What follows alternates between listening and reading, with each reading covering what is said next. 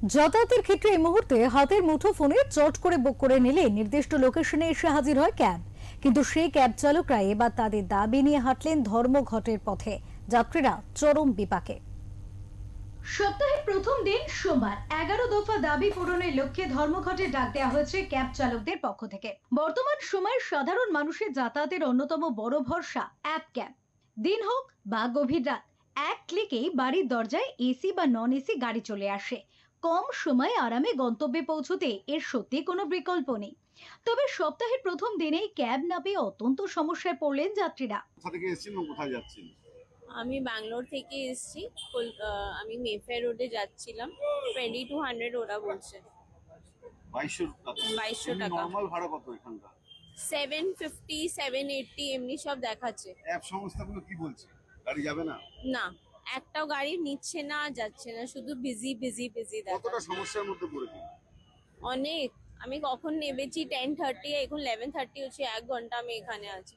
Cab চালকদের বক্তব্য অনুযায়ী জানা যায়, যাত্রীদের এই সুবিধা দিতে গিয়ে ক্যাব চালকরা নিজেরাই দিনের পর দিন নানা সমস্যার মুখে পড়ছেন।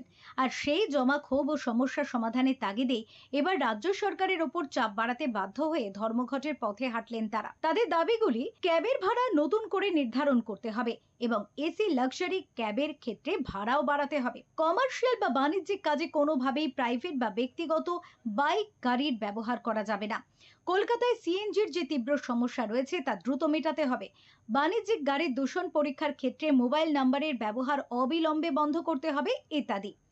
এদিন সকাল 11টায় মৌলালির রামলীলা পার্কে সমস্ত অ্যাপ ক্যাব চালকদের জমায়েত হওয়ার ডাক দেওয়া হয়েছিল সিটুর পক্ষ থেকে।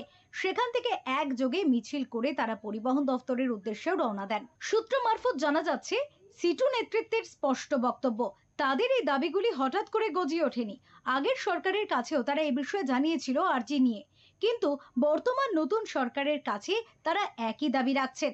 যদিও ক্যাবের ওপর বর্তমানে অত্যন্ত নির্ভরশীল হয়ে পড়া মানুষদের রাস্তায় বেরিয়ে আজকে যে ব্যাপকভাবে দুর্ভোগের শিকার হতে হয়েছে তা বলাই বাহুল্য। ব্যুরো রিপোর্ট, ওঙ্কার বাংলা।